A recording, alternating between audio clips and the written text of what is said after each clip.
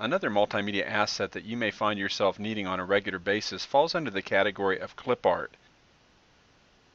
To help you out, you can subscribe to a clip art library. The library that my university subscribes to is provided by Jupiter Images.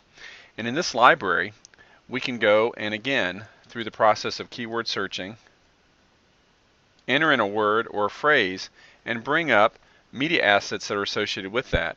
In the search engine under this clip art library, I can limit my search to clip art, or I can choose vinyl ready art, photos, web graphics, 3D clip art, illustrations, or photo objects.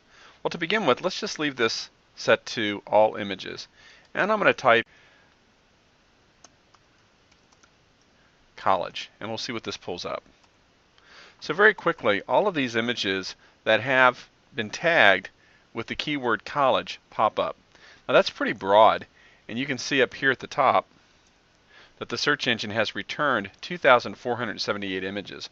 Well, I may want to narrow my search down, and one of the ways I can do it is by narrowing it down according to a specific category of clip art. I can look at just photographs. So let's try that search again. And this time, all of the hand-drawn creations and web graphics are not included in the query, only digital photographs. So let's take a look at what we've got to work with.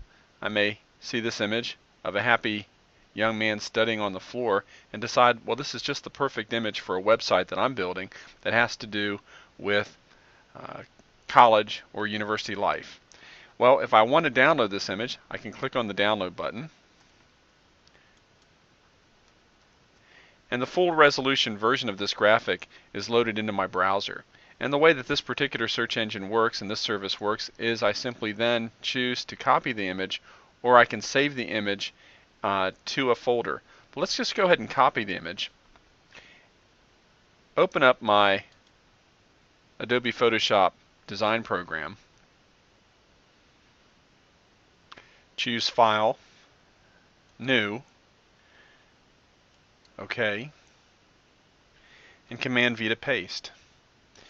And interestingly enough, Photoshop recognized the fact that I had copied a digital image into the memory of the computer temporarily, and so in creating this new document window, it matched it to the size of the image that I had chosen to save. Well, there's my digital image. I can now alter it, manipulate it, do whatever I want to do to it, and use that for a project that I happen to be working on. So clip art libraries are very valuable. They can save you lots of time and help you to quickly identify resources and pull them into your computer during the process of multimedia design and creation. One of the things you need to realize too is that different services will provide you with different options and resolutions. This particular image is a low resolution image. It's only 800 by 533 pixels in size, which is perfectly fine if I'm working in a web-based environment or for video. But if I'm doing something for print, I'm going to want to have a much higher resolution image to work with. And so we'll look at other services perhaps that can help you out with that. But let's go back to our keyword search, and this time let's limit it to web graphics just to see the difference. I didn't get a lot under that particular search, so let's try doing something else. Maybe a little broader word, school.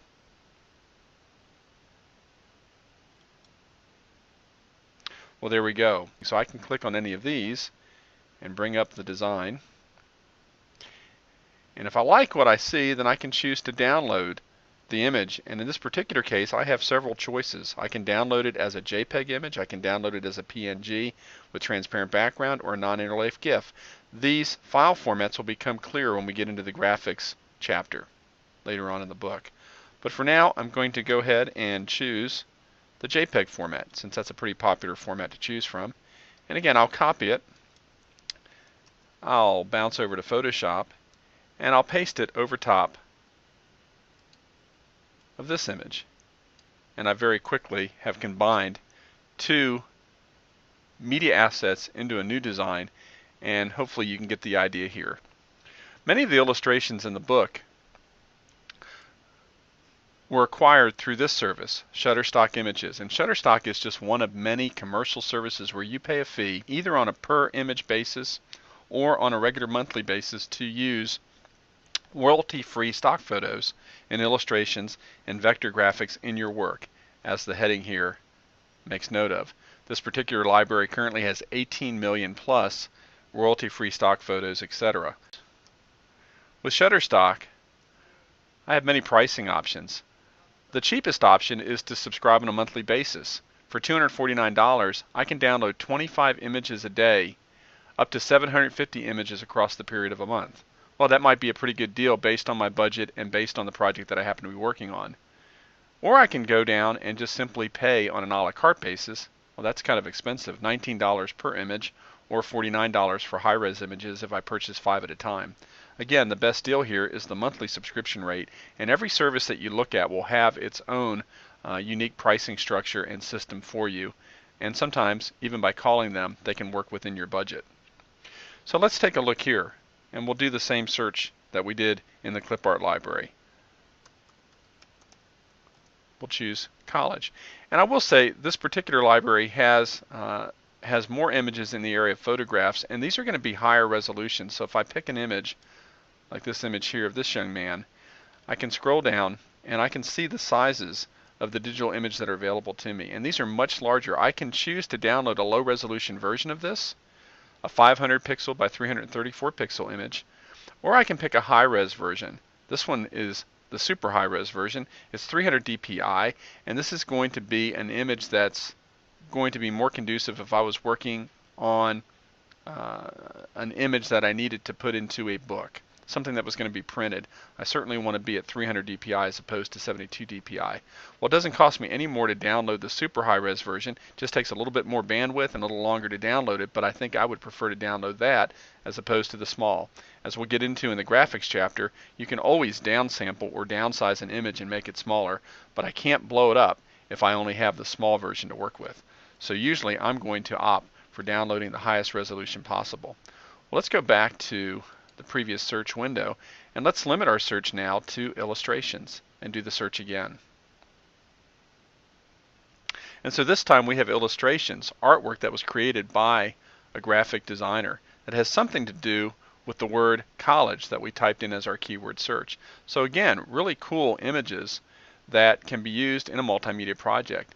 Now, to protect their intellectual property, Shutterstock and many other services include a watermark that usually cuts across the full width of the image. So that keeps people from pirating this image and using it without their legal permission. So when you subscribe to the service, you'll be able to download a version of the image that doesn't have the watermark imprinted on it, and you'll be able to use it for whatever purposes that particular service allows you to use it for. You'll need to read the license very carefully to make sure that when you do use it, you're legally covered. Many of these services will allow you to use it broadly across many different formats, including books, newspapers, magazines, and the internet and online. But you do need to make sure that you look at the license and that it's going to cover whatever purpose you have intended.